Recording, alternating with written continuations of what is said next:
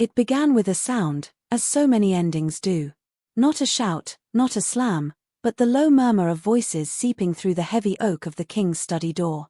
Ilara paused in the stone corridor, the chill of the castle floor leaching through the thin soles of her slippers. In her hands, she held a book, its leather cover worn to the texture of softest suede. It was a first edition, a collection of mortal sea shanties she had spent a month hunting down through a network of dusty book merchants. A foolish, sentimental gift for a man who had seen empires rise from dust and crumble back into it, but it was a piece of her, a piece of the life she'd had before, and she had wanted to share it with him. Hope was a delicate, foolish thing, a wildflower pushing its way through cracks in a fortress wall. For 6 months, she had been that wildflower. The human consort of Casimir, the vampire king, a creature of midnight and marble, whose heart had not beaten in 1,000 years. She had tried to bring warmth into his world of cold stone and colder eternity. She filled the halls with flowers, convinced the cooks to try spices from her homeland, and read to him by the firelight, her living voice a stark counterpoint to the silent, ancient stillness of his existence. She had thought, with the breathtaking arrogance of the loved, that she was making a difference. That her light was not being swallowed by his dark, but illuminating it. Tonight, the corridor was darker than usual, the sconces sputtering low. The voices from within the study were relaxed, unguarded. She recognized them all. Casimir's, a deep baritone that could command armies or, in quieter moments, feel like velvet against her skin. And his brothers, Lucian and Valerus, the two halves of his immortal shadow. Lucian, the diplomat, his voice a smooth, placating oil. Valerus, the warrior, his words clipped and sharp as shattered glass. She is dedicated, Lucian was saying, the careful neutrality of the word a warning bell Ilara only recognized in retrospect. A low, humorless laugh. Valerus. Dedicated? She's a barnacle, brother. Clinging to the hull. Does she follow you to the privy as well? Ilara's breath caught. Her fingers tightened on the book. She should leave. This was a private conversation, a space not meant for her. But her feet were stone, rooted to the floor by a sudden, cold dread. Then came Casimir's voice, and the world tilted on its axis. It was heavy with a weariness she had never heard him direct at her, a profound, soul-deep exhaustion. It's not like that. A pause. The silence stretched, filled with the unspoken things she was now desperate not to hear. It's more. It's the constancy of it. She's everywhere. In my rooms, in my library, in my head. He took a breath, and Ilara felt the sound in her own lungs, a painful, shared inhalation before the final blow. It's suffocating, he said, and the word was not angry.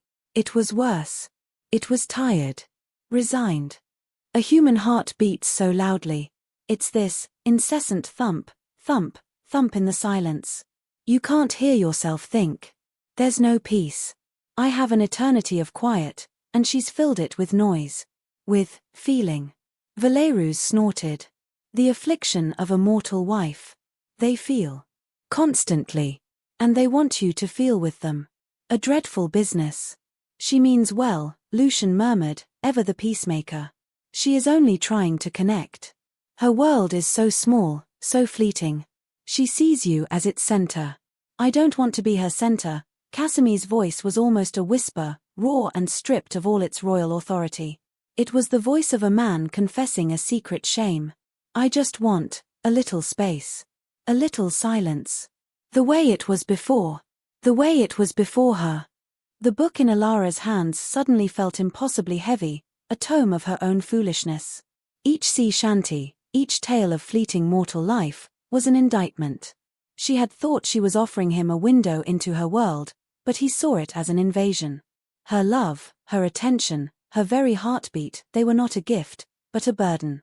A noise polluting his precious silence. Suffocating. Laughter drifted from the room, Valerus finding some dark humor in his brother's predicament. The sound was a physical blow. It pushed the air from Ilara's lungs and sent a tremor through her body.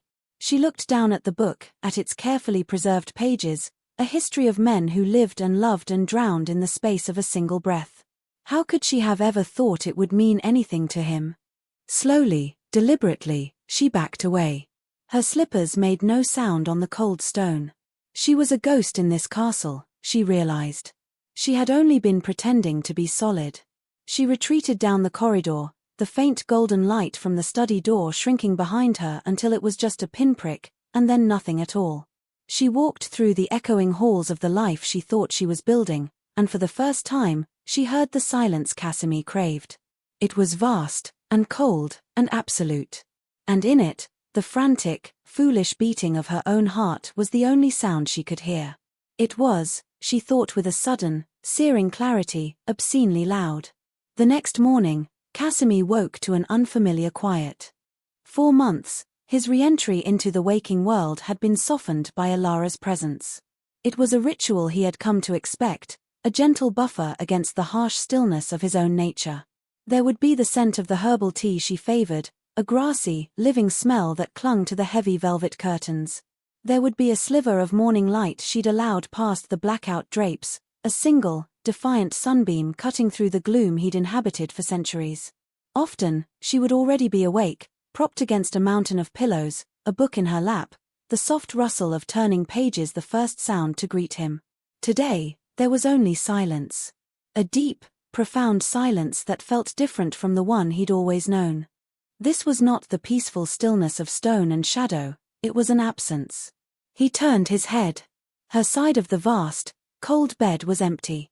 The pillows were undisturbed, the sheets drawn smooth and tight, as if no one had slept there at all. A flicker of annoyance, swift and irrational, passed through him.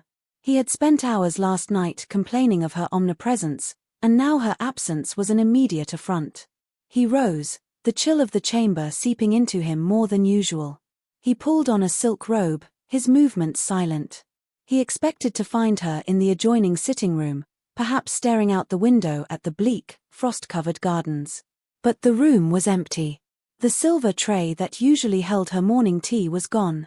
The chair by the fire was vacant, a book left closed on its arm. He ran a finger over the cover, a history of northern trade routes. He frowned. His annoyance curdled into a strange, formless unease. Last night's conversation with his brothers had been a release, a necessary venting of pressures he hadn't known how to articulate. He loved Ilara, he was certain he did, in his own way. Her vibrancy was a flame in the eternal twilight of his existence. But the flame had grown too bright, too hot. He felt constantly watched, analyzed, his every mood charted and catered to. He had simply needed to complain to someone who understood the long, slow rhythms of their kind, who knew the value of solitude. He wasn't sure what he had meant. But he hadn't meant for this echoing void. He found her in the main library, a cavernous, 2-story rotunda where the dust of ages smelled sweeter than any perfume. She was perched on a rolling ladder, halfway up a towering shelf of arcane legal texts, a massive, leather-bound volume open on her lap. The morning light, such as it was, streamed through the high-arched windows, illuminating the motes of dust dancing around her and catching the warm brown highlights in her hair. She looked small and self-contained, a scholar lost in her work. He stood at the base of the ladder, watching her for a long moment. She didn't seem to notice him. He cleared his throat, a sound that seemed to boom in the hallowed quiet. Her head lifted. Her eyes, usually so quick to light with warmth and recognition when they saw him, were calm, neutral. She looked down at him as one might look at a servant who had entered the room. "Good morning," she said, her voice even and polite. "Good morning," he replied, the unease tightening in his chest. "You were not in our rooms." It was a statement, but it sounded like an accusation. "No," she agreed simply. "I rose early. I wanted to consult this text on pre-unification maritime law." She gestured to the book in her lap. There was no apology, no soft explanation that she hadn't wanted to wake him. Just a fact. "I see." He waited for more. For her to close the book, to smile, to ask about his night, to descend the ladder and bridge the distance between them. She did none of these things. She merely held his gaze, her expression one of mild, patient inquiry. It was the look one gave a stranger who had interrupted them. The silence stretched. He could hear the faint whisper of the pages as a draft moved through the library. He could hear the distant, rhythmic ticking of the great clock in the main hall. He could not, from this distance, hear her heartbeat. Finally, he spoke again, his voice stiffer than he intended. "Will you be joining me to break the fast?" She blinked, as if considering the request. "Thank you for the offer, but I've already eaten. I had a tray sent up here. I have a great deal of reading to get through today." She gave him a small, perfectly courteous smile. It didn't reach her eyes. Her eyes were like polished stones, smooth and unreadable. He felt a surge of frustration so sharp it was almost painful. This was childish. A piqué. He had been neglectful last night, closeted with his brothers, and now she was punishing him with this cold shoulder. He could handle that. He could outwait any mortal sulk. "As you wish," he said, the words clipped. He turned to leave, but paused at the threshold of the library, compelled to look back one last time. She was already bent over her book again, her focus absolute, as if he had already dissolved into the shadows. As if he had never been there at all. It was then that a new thought, cold and sharp as an icicle, pierced his denial. This didn't feel like a sulk. A sulk was an emotional plea, a demand for attention. This was something else entirely. This was a withdrawal. A closing of a door he hadn't even realized was open. And as he stood there, shrouded in the gloom of the hallway, looking at the woman who was suddenly a stranger, he felt the first true tremor of regret. He had asked for space. He had complained about the noise. Now, the silence she had left in her wake was the loudest thing he had ever heard. The retreat was a masterpiece of quiet efficiency. Ilara did not stage a dramatic exit, did not pack her bags in a flurry of tears and slammed doors. She simply erased herself from his life with the precision of a master cartographer redrawing a map. On the second day, she approached Casimir in the throne room, where he was holding audience.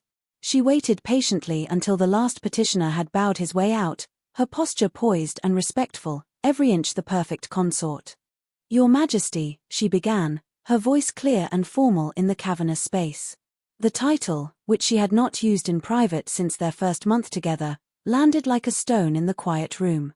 Casimir, slouched in the heavy, dark wood of his throne, straightened. His obsidian eyes narrowed. "Ilara. There is no need for such formality." "I believe there is," she replied, her gaze steady. "I have come to request a change in my living arrangements. The Queen's suite in the East Wing has been unoccupied for some time. With your permission, I would like to move my belongings there." He stared at her, baffled. The Queen's suite. It was a magnificent set of rooms, larger even than his own, but it was on the opposite side of the castle. It was a political residence, a place for a consort who was a partner in statecraft, not in life. "For what purpose?" he asked, his voice dangerously low. "For the purpose of study," she said without blinking. "My duties as your consort require a deeper understanding of this kingdom's history, its laws, its alliances. To do so effectively, I require solitude and a dedicated space for my work. Our current arrangement, while pleasant, is not conducive to that level of concentration." Our current arrangement. She spoke of their shared life, their bed, the intimacy they had built, as if it were a poorly designed office space. The excuse was plausible, even admirable. It was also a complete and utter lie, and they both knew it. She was using the language of the court, the logic of duty, to build a wall between them, and she was doing it in plain sight. He could not refuse without seeming a tyrant, without undermining the very image of the diligent consort she was presenting. "If that is your wish," he said, the words tasting like ash in his mouth. "It is." "Thank you, Your Majesty." She gave a small, perfect curtsy and departed, leaving him alone in the vast, empty throne room. He felt a sudden, violent urge to sweep the silver goblets from the nearby table, to roar his frustration into the silent hall. He did nothing. He sat on his throne, a king in his castle, and felt, for the first time, utterly powerless. Within the hour, a quiet procession of servants, overseen by Ilara's lady's maid, began the transfer. Dresses and books, vials of perfume and pots of ink, the small, personal artifacts that had softened the edges of his Gothic chambers, all of it was removed. She left nothing behind. By nightfall, his rooms were as they had been for centuries before her arrival, stark, silent, and cold. The only scent was of stone and dust and old velvet. The silence was absolute. He had his peace back. It was unbearable. Her days took on a new rhythm, one that no longer intersected with his. She rose with the dawn and took her breakfast in her new suite, a fortress of solitude. She spent hours in the library or the archives. She claimed a long-abandoned glass conservatory, and with the help of the castle gardeners, began the painstaking work of restoring it, filling it with soil and fragile seedlings. She was seen in the training yards, taking lessons in archery from the captain of the guard, her brow furrowed in concentration as she learned to notch an arrow, to draw the string, to release. She performed her public duties with a flawless grace that silenced any court gossip. At feasts, she was a charming and intelligent hostess. In council, when her presence was required, she was attentive and offered insights that were sharp and well-researched. She was the perfect queen in all but one respect: she was no longer his. In private, she was a ghost. They would pass in the halls, and she would incline her head with a serene, distant smile. "Your Majesty," the words were a constant, polite dismissal. She never sought him out. She never asked for his opinion or shared a discovery from her reading. The warm, vibrant woman who had spilled her thoughts and feelings into his life as if she had an endless supply was gone. In her place was this calm, contained stranger in a familiar body. One evening, he found her in the restored conservatory. The sun had set, and the glass panes reflected the deep indigo of the twilight sky. Lanterns cast a warm, golden glow over the new life sprouting in the long-dormant beds. She was on her knees, her hands deep in the dark earth, carefully tending to a row of pale, delicate shoots. She didn't hear him approach. For a moment, he just watched her, this mortal woman who chose to spend her fleeting hours coaxing life from dirt in a castle of the dead. He remembered her heart, the sound he had complained of. Thump, thump, thump. A frantic, living rhythm. He had called it noise. Now he knew it was the sound of life. The sound of her. And he had silenced it. Not by stopping it, but by sending it so far away he could no longer hear it. He had asked for space, and she had given him an entire world of it. He was the king of a silent kingdom, and she was the sole inhabitant of a vibrant, sunlit garden he was no longer welcome in. The first week of Ilara's strategic retreat passed in a haze of denial for Casimir. He told himself it was a phase, a protracted fit of pique that would burn itself out. He was a king. He was an ancient, powerful being. He would not be undone by the moods of a mortal woman. He threw himself into his work, holding long, grueling council sessions, poring over territorial disputes and trade agreements until the script blurred before his eyes. He sought the company of his brothers, engaging in sparring matches with Valerus that left the training yard scarred and his own body humming with a frustrated, unspent violence. But the space she had carved out of his existence was not a passive void, it was an active, encroaching presence. The silence in his chambers at night was a physical weight. He would lie in the center of the vast, empty bed and find himself listening for the sound of her soft breathing, a sound he had once found so intrusive. Now its absence was a roaring vacuum. He'd walk the halls and his eyes would instinctively search for her, a flash of her favorite blue dress, the warm brown of her hair. He found only shadows and cold stone. The change was not lost on his court, or his brothers. They were creatures of observation, masters of reading the subtle shifts in the currents of power. Ilara's sudden move to the East Wing, her cool, formal demeanor, and the king's subsequent black mood were the subject of hushed whispers in every shadowed alcove. "She seems revitalized," Lucian observed one evening. They were in Casimir's study, the very room where the fatal conversation had taken place. The air was thick with irony. Casimir was staring into the fire, a glass of blood-red wine untouched in his hand. "She is occupying herself," Casimir said, his voice flat. "She is thriving," Lucian corrected gently. "I saw her in the gardens today. The staff adores her. She knew every gardener by name. She was laughing. I haven't heard her laugh in weeks." Casimir's hand tightened on his glass. He hadn't either. He had been the sole recipient of that sound for months, a bright, bubbling music that had often broken through his darkest moods. Now she shared it with gardeners. It was Valerus, predictably, who twisted the knife. He found Casimir late one night in the armory, pointlessly sharpening a sword that was already lethally keen. The scrape of whetstone on steel was a grating, rhythmic sound in the torchlit dark. Valerus leaned against a rack of spears, a smirk playing on his lips. "Finally got what you wanted, brother. The castle is as quiet as a tomb again. Isn't the peace lovely?" Casimir's hand stilled. "I have work to do, Valerus." "Oh, I'm sure," Valerus drawled, sauntering closer. "All that kingly business. So much easier to concentrate now, I imagine. Without that, what was it?" That incessant thumping. He tapped 2 fingers against his own chest in a mocking rhythm. "No noise. No feelings. Just the beautiful, endless silence you've spent a millennium cultivating. You must be relieved." Every word was a perfectly aimed dart. Casimir felt a rage so cold and pure it almost split him in two.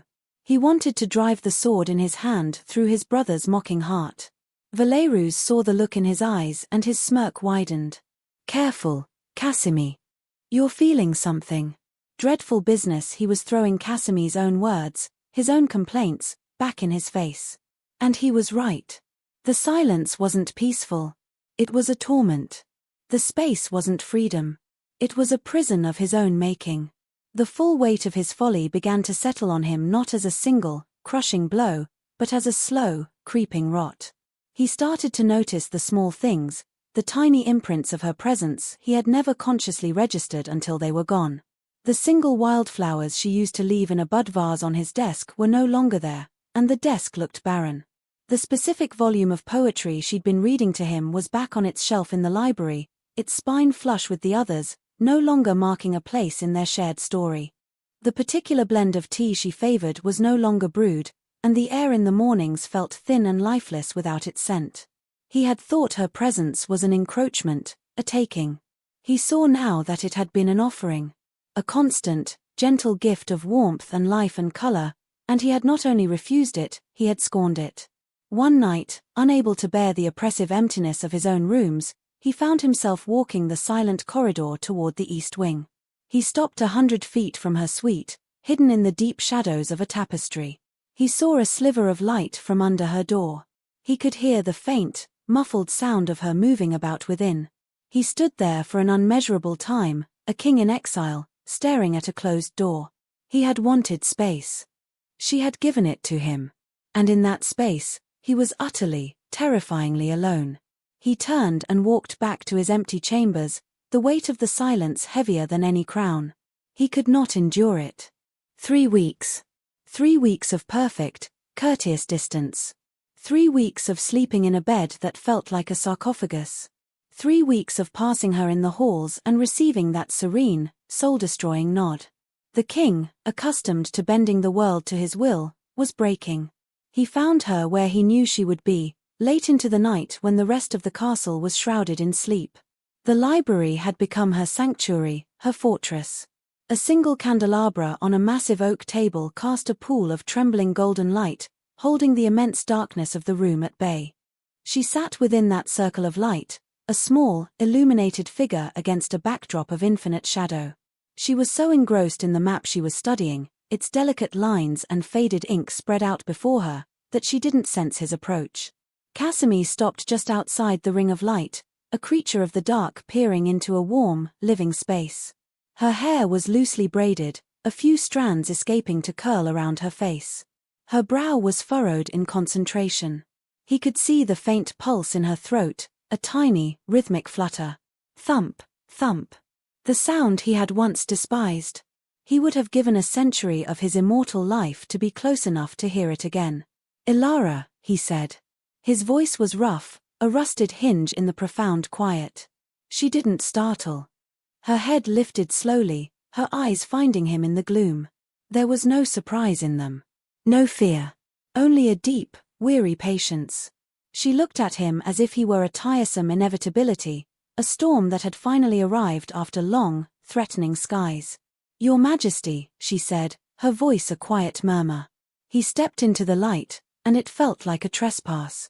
The warmth of the candles brushed his cold skin. He felt clumsy, monstrous, an intrusion in her carefully constructed peace. He had come here to demand, to rage, To break through this infuriating calm she wore like armor. "What is this game, Elara?" he asked, the words coming out harsher than he'd intended. "This performance. It is beneath you. It is beneath us." Her expression did not change. She carefully placed a glass paperweight on the corner of the map to stop it from curling. Her movements were deliberate, unhurried. "It is not a game," she said, her gaze lifting to meet his again. Her eyes were clear, direct, and utterly devoid of the warmth he remembered. "A game implies a winner and a loser. This is simply a new arrangement. One that I understood you desired." The calm, rational response infuriated him more than tears or accusations ever could have. "I desired? I never asked for this. For you to cloister yourself away like a nun. For you to treat me like a stranger. Did you not?" she asked, a faint, almost imperceptible arch to her eyebrow. "My memory of the matter is different. I recall the sentiment being that my presence was suffocating. That the sound of my heart was an unwelcome noise. That you wished for the silence that existed before my arrival." He flinched as if she had struck him. She knew. Of course, she knew. The realization crashed over him with the force of a physical blow. She had heard him. Every careless, cruel, unthinking word. This wasn't a pique. This was a response. A logical, devastatingly precise response to a request he had made. "You heard," he whispered, the anger draining out of him, replaced by a cold, sickening dread. "The walls of this castle are thick," she said, her voice still unnervingly even. But not always thick enough. It was an illuminating conversation. Shame, a hot, unfamiliar emotion, washed over him. He had no defense. He had no excuse. He had complained about her to his brothers like a spoiled boy complaining about a new toy that was too complicated. And she had heard. He took a step closer, his hand instinctively reaching for her, a gesture of appeal, of desperation. He needed to touch her, to feel the warmth of her skin, to anchor himself. "Elara, I." She moved before his fingers could brush her arm. It wasn't a flinch or a recoil. It was a small, conscious, deliberate motion. She simply rose from her chair and took one step back, creating a space of about 2 feet between them. It might as well have been a mile. The air in that gap crackled with everything he had broken. His hand fell, empty, to his side. The rejection was absolute, silent, and complete. "You expressed a need for space, Your Majesty," she said, her voice soft, but edged with steel. "I am merely providing it. Is it not to your liking?" She was using his own words, his own selfish desires, as a shield. She was giving him exactly what he had asked for, and it was a punishment more exquisite than any torture he had ever conceived. He could not argue with her logic. He could not rage against her compliance.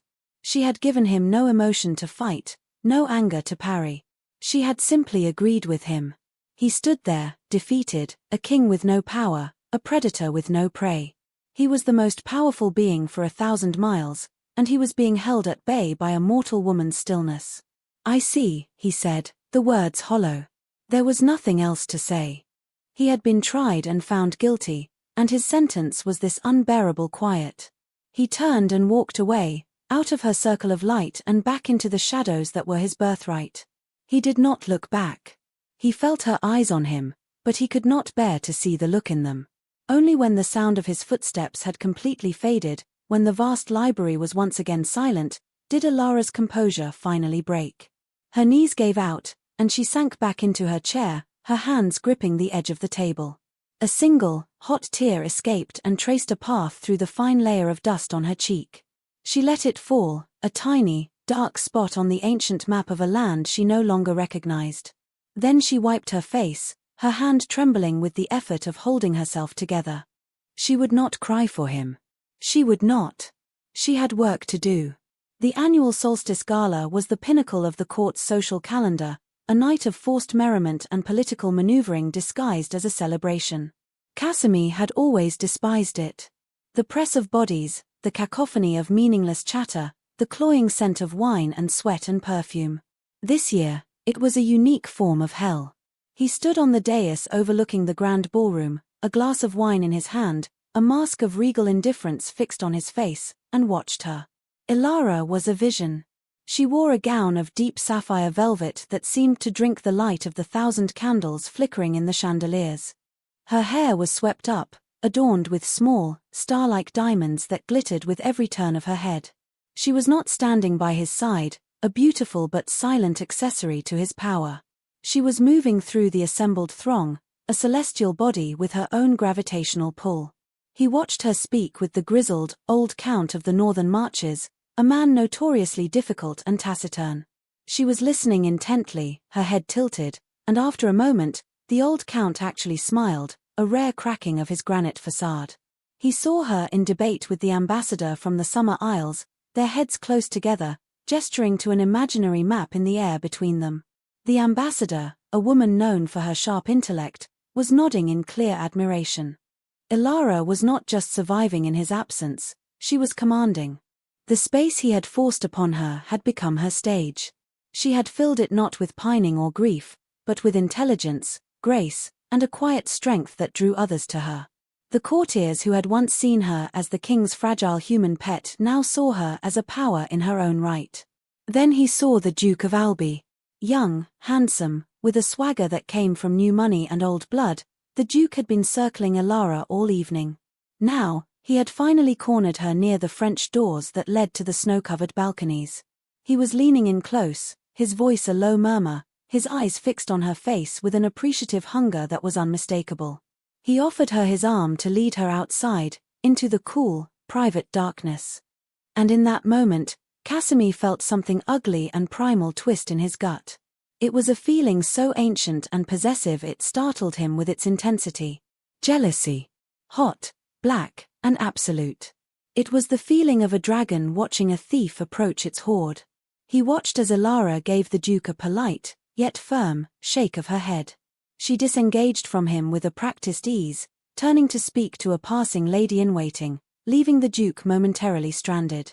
There was no flirtation, no encouragement. But it didn't matter. The sight of another man looking at her with such open desire, of him daring to believe he had a chance, ignited a cold fire in Casimir's veins. He had been a fool. An arrogant, blind fool. He had seen her only in relation to himself, the woman who slept in his bed, who warmed his chambers, who filled his silence. He had never truly seen her. The woman who could charm a door count, debate with a shrewd ambassador, and effortlessly deflect the advances of a handsome duke. He had not taken a consort. He had bound a queen to his side, and had been too stupid to realize it. He remembered his complaint, the words that now haunted his every waking moment. A human heart beats so loudly. He had thought of it as a flaw, a weakness, an intrusion. Now, watching her across the ballroom, so alive and vibrant and separate from him, he understood. Her beating heart was not noise. It was the source of her power. It was the engine of her warmth, her intelligence, her courage. It was everything he was not. The suffocating presence he had lamented, it hadn't been a cage of her making. It had been her choosing, every single day, to be near him. To share her light, her warmth, her ridiculously, beautifully loud heart with a creature of cold and quiet. It was a choice, an active, daily gift. And he, in his immortal arrogance, had mistaken it for a chain. He finally understood. The space he had craved wasn't freedom, it was oblivion. It was the cold, sterile, unchanging silence he had lived in for 1,000 years. Ilara had been his one chance to escape it, and he had pushed her away. The Duke of Albi was still staring at her from across the room. Casimir met the man's gaze, and for a fleeting second, he let the mask drop. He let the Duke see the ancient, possessive predator that lurked beneath the veneer of the king. The Duke paled, gave a jerky bow in their general direction, and quickly melted back into the crowd. It was a petty, meaningless victory. It didn't change the fact that Ilara was still 100 feet away, surrounded by admirers, living a life that no longer included him. He had banished the one sound in the universe that mattered, and the resulting silence was the sound of his own heart, if he still had one, breaking. The study was just as it had been on that first night. A fire crackled in the hearth, casting dancing shadows on the book-lined walls. The air was thick with the scent of old paper and wood smoke. The only difference was Casimir himself. He was not the relaxed, complaining king. He was a spectre, hollowed out by a grief so profound it felt like a physical sickness. He had summoned Lucian. Valerus's mocking "I told you so" would be unbearable, but Lucian might understand. His more diplomatic brother arrived silently, his expression carefully neutral as he took in Casimir's ravaged state. He accepted the glass of wine Casimir offered and waited. For a long time, Casimir said nothing. He stared into the flames, watching the logs crumble into embers, an all-too-fitting metaphor for what he had done to his life. The silence stretched, no longer the comfortable quiet of brothers, but the tense, waiting silence of a confessional. "She heard me," Casimir said finally, his voice a low rasp. "That night. She was outside the door." Lucian's composure didn't falter, but a flicker of deep sorrow passed through his eyes. "I see," he said softly. "She has given me exactly what I said I wanted," Casimir continued, a bitter, self-loathing laugh escaping him. "Silence. Space. Peace. And it is a torment beyond any I have ever known. The castle, it's just stone again, Lucian. It's cold." He finally turned from the fire to face his brother, his face stripped bare of all its regal pride. He looked ancient, and lost. "I miss her. It's not just the warmth, the presence. It's the small things. The ridiculous things. I miss the way she'd leave flowers on my desk, flowers that were always dead by morning. I miss the way her books would pile up everywhere, a mess of paper and ideas. I miss the sound of her breathing when she slept." His voice broke on the last words. He looked down at his hands, at the long, pale fingers that had once known the warmth of her skin. "I complained about her heart. That it was too loud. Gods, Lucian, what a fool I was. It was the most beautiful sound in the world, and I told her I didn't want to hear it." He sank into a chair, the great vampire king, brought low by the absence of a single mortal woman.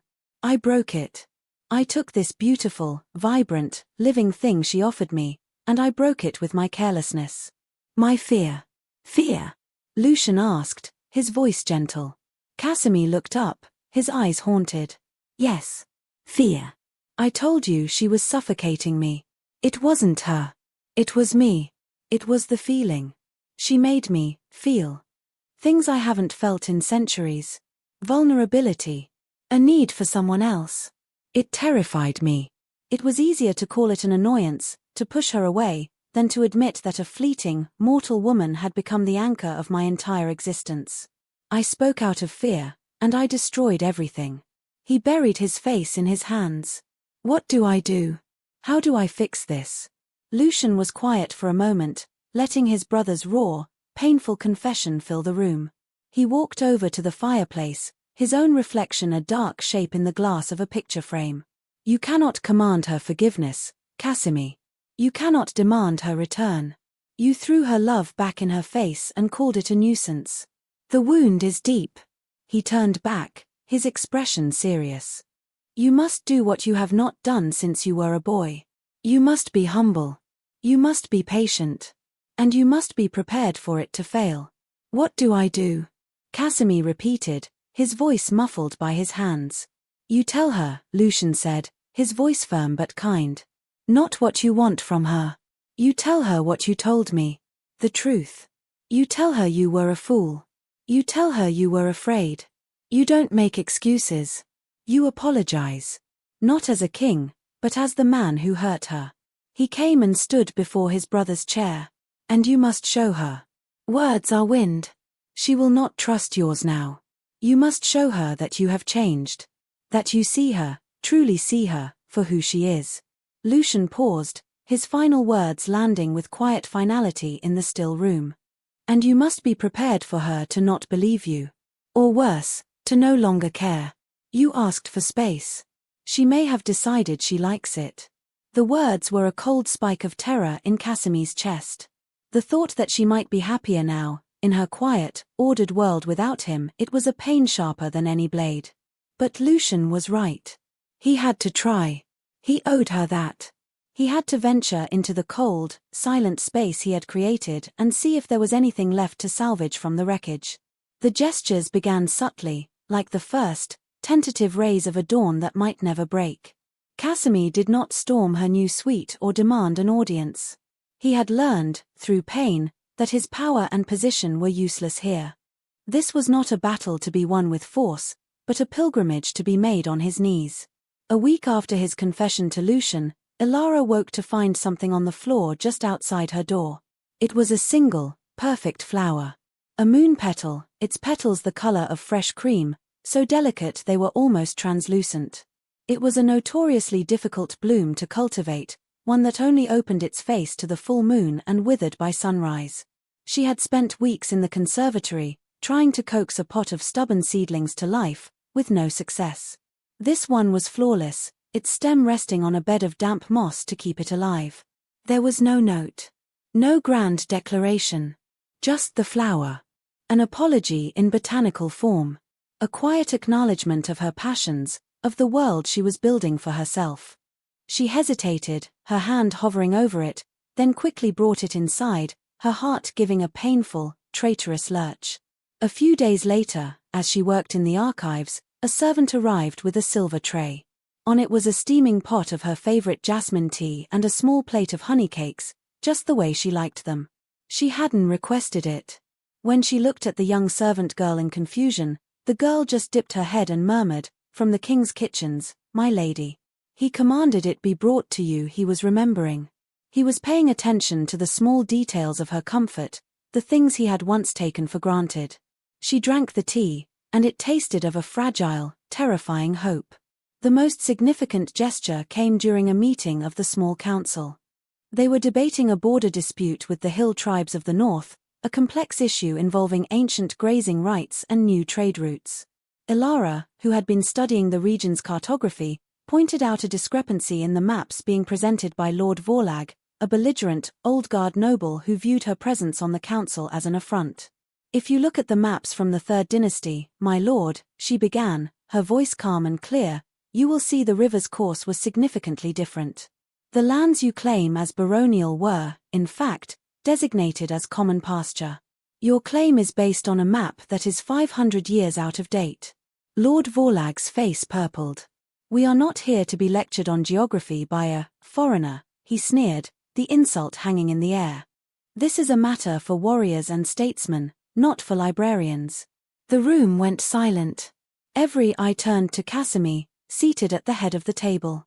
In the past, he might have let the comment slide, or offered a mild, dismissive rebuke. Instead, a stillness fell over him, a concentration of power so intense it felt like the temperature in the room had dropped by 10 degrees. He did not raise his voice. He didn't have to. He fixed his gaze on Lord Vorlag, and his eyes were chips of obsidian. "Lord Vorlag," he said, his voice a low, lethal whisper. "The Lady Ilara's counsel was sought, and it is valued. You will show her the respect her station, and her intellect, demand. Or you will be excused from this council permanently. Do you understand me?" The threat was absolute. Vorlag, who had faced down armies, shrank in his seat, a flush of fear replacing his anger. "Yes, your majesty. My apologies, my lady." Casimir then turned his gaze to her. It was not a look of possession, but of support. A silent, public declaration. "I see you. I value you." He then nodded to her, a small, almost imperceptible gesture of deference. "Please, Ilara. Continue." She did, her voice faltering only for a second before she regained her composure. But inside, her carefully constructed walls were trembling. He hadn't just defended her honor, he had validated her contribution. He had used his power not to control her, but to lift her up. It was a profound shift, a change so fundamental it frightened her. She was wary. Her heart had been broken by his carelessness, and it was a fragile, guarded thing now. But she was also fair. She saw the effort. Each gesture was a stone laid carefully on a path back to her. A flower. A cup of tea. A public defense. He wasn't telling her he had changed. He was showing her. And against her will, against her better judgment, she found herself taking a tentative step onto that path, wondering where it might lead. He found her in the place that was most truly hers. The old painting studio in the West Tower had been her latest project, a space she had claimed from dust and disuse. It was a glorious mess. Canvases in various states of completion were propped against the walls, some covered in charcoal sketches of the castle's Gothic architecture, others in vibrant, abstract whirls of color. The air smelled of turpentine and linseed oil, a sharp, clean scent of creation. Jars bristling with brushes stood on every surface, and splatters of paint adorned the floorboards like fallen autumn leaves. She was standing before a large, unfinished canvas, a streak of ultramarine blue on her cheek, her expression one of fierce concentration. Casimir did not enter. He stood at the threshold, the arched stone doorway framing him like a figure in a portrait. This was her world, her space, and he was an outsider. He had learned that much. He waited, silent, until she sensed his presence and turned. Her eyes widened slightly in surprise.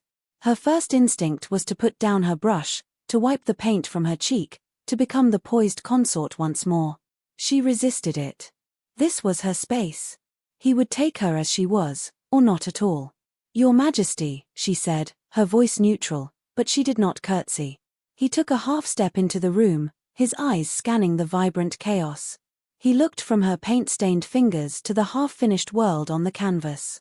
He looked tired, she thought. Older than eternity.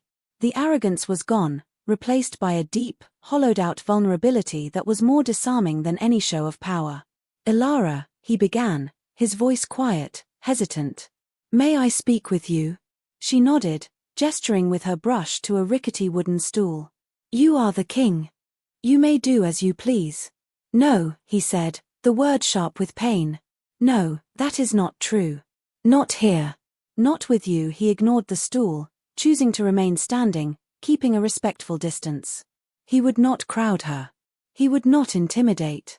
He took a breath, the sound unnaturally loud in the quiet studio. "I did not come to make excuses. There are none.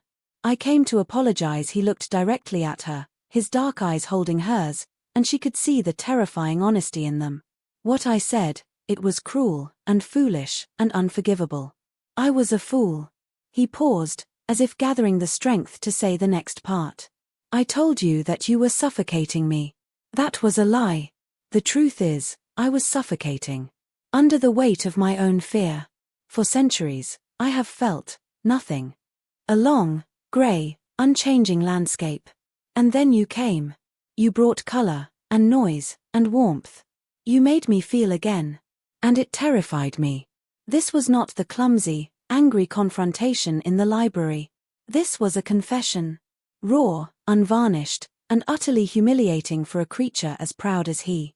"To need someone," he continued, his voice dropping to a near whisper, "to have my peace depend on the presence of another being, it was a vulnerability I couldn't accept. It was easier to blame you, to blame your loud heart, than to admit the truth. That my cold, silent world was no longer enough. That I was no longer enough. The fault was not in you, Ilara. It was in me. In my pride. In my fear." He finally broke eye contact, looking down at the paint-splattered floor. "The silence I thought I wanted is a punishment. The space I demanded is a void. I don't want space, Ilara. I don't want silence." His gaze lifted back to hers, filled with a desperate, pleading hope. "I want you." He held up a hand before she could speak. "I don't ask you to forgive me. I know I have not earned that. I don't ask you to come back to my rooms or to change anything you have built for yourself here. I ask only for a chance. The chance to try to earn your trust again. To show you that I see you. Not as an extension of myself, but as the remarkable woman you are." He stood there, the vampire king, stripped of his crown and his power, his heart metaphorically laid bare on the floor of her studio. He had given her all the power. He had made himself utterly, completely vulnerable. He did not move closer. He did not try to touch her. He just stood there, waiting for her verdict, prepared for the exile he knew he deserved. Ilara's own heart was a frantic drum against her ribs. Every word he spoke was a dismantling of the armor she had so carefully constructed around it. She had prepared for anger, for demands, for manipulation. She had not prepared for this. For raw, unshielded honesty. For a confession that mirrored her own secret loneliness. She looked at him, truly looked at him, and saw not the monster, not the king, but the man. A man lost in an eternity of his own making, who had been given a lifeline and had, out of fear, tried to sever the rope. She took a slow breath, the scent of turpentine sharp in her lungs. Her hand, holding the paintbrush, was trembling. She had a choice. She could send him away, back to his cold, silent world, and she would be entirely justified. She could keep her hard-won peace, her self-contained life. Or she could take the most terrifying risk of all. She could believe him. "Words are easy, Casimir," she said, her voice quiet but steady. She used his name for the first time in weeks, and she saw the flicker of pained hope in his eyes. "You taught me that." She didn't smile. She didn't rush to him. But she also didn't send him away. She turned back to her canvas, her sanctuary, and after a moment, she spoke again, her eyes on the half-formed image. "The light in this corner is wrong. I can't seem to capture the way the dawn hits the eastern parapet." It was not forgiveness. It was not an acceptance. But it was an opening. A crack in the wall. She was letting him in, just a little, into her world. Casimir understood. He didn't press. He didn't push for more. He simply walked over, slowly, and stood a few feet behind her, looking at the canvas. "It is a cold light," he said softly. "Almost silver. It has less gold in it than the dusk." And so he stayed. He didn't touch her. He barely spoke. He just watched her paint, a silent, humble guardian at the edge of her world. The silence between them was no longer hostile or empty. It was contemplative, hesitant, filled with the fragile possibility of a new beginning. When she finally set down her brushes, hours later, he was still there. He had not moved. He had simply waited. The healing was not a flood, but a slow, patient tide. 4 days, their interactions were tentative, brief encounters on the bridge he was so painstakingly trying to rebuild. He would appear in the conservatory while she worked, not speaking, just watching her coax life from the soil. He started leaving books for her outside her door, not rare first editions, but texts on subjects he'd heard her discussing, on crop rotation, on architectural theory, on the migratory patterns of birds. They were not gifts to impress, but gifts to support. They said, "I am listening." The true turning point came a week after his apology. Ilara, unable to find a specific reference she needed, ventured into his private library, the one adjoining his chambers, for the first time since she had left. She had expected to find it empty. Instead, she found him there, slumped in his large leather armchair, a book open but unread in his lap. He looked as though he had not slept in a century, his face drawn and pale even for him. He looked up as she entered, and the hope that flared in his eyes was so raw, so desperate, it made her ache. She said nothing. She walked to the shelf, her back to him, her own heart hammering against her ribs. She felt his gaze on her, a physical weight, but it was not the gaze of a predator or a king. It was the gaze of a penitent. She found her book, but instead of leaving, she hesitated. Taking a deep breath, she walked to the small table beside his chair. Weeks ago, it had held a vase of her wilting flowers. Now it was bare. She placed the book she was carrying on the table with a soft thud. Then she turned and left the room, her purpose fulfilled. She returned 10 minutes later. He hadn't moved. In her hands, she carried a small, steaming cup. She walked back to the table beside his chair and set down the cup of tea. It was the blend he favored, dark and smoky, the one she used to make for him on cold nights. He looked from the cup to her face, his expression one of stunned, reverent disbelief. His throat worked, but no sound came out. Ilara met his gaze, and for the first time since that terrible night outside his study, she did not look away. The anger was gone. The hurt was still there, a tender bruise beneath the surface, but it was overlaid with something new, something fragile and brave.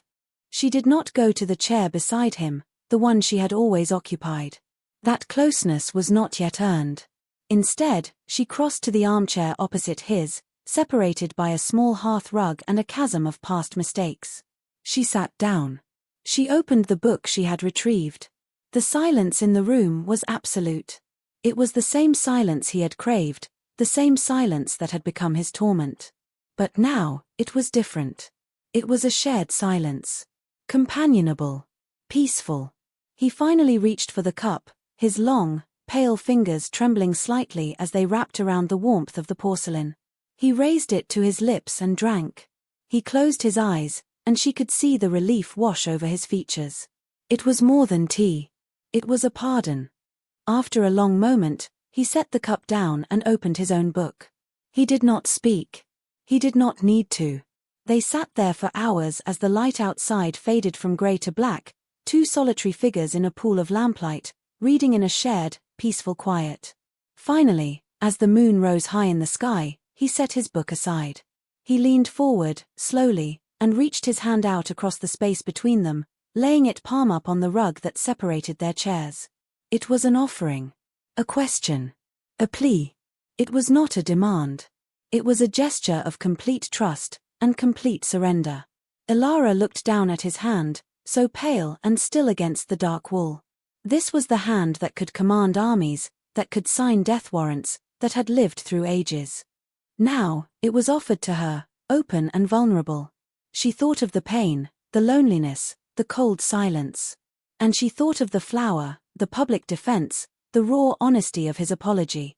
She thought of the long, patient hours he had spent simply being near her. Slowly, so slowly, she lifted her own hand. She reached across the space, across the silence and the hurt, and she placed her small, warm, living hand into his cold, still one. His fingers closed around hers, a grasp that was not possessive, but reverent. Gentle. As if he were holding the most fragile, precious thing in the entire world. The connection was remade. It was not the same as it had been. It was stronger. More honest. Forged in the fires of pain and regret, and tempered with the hard-won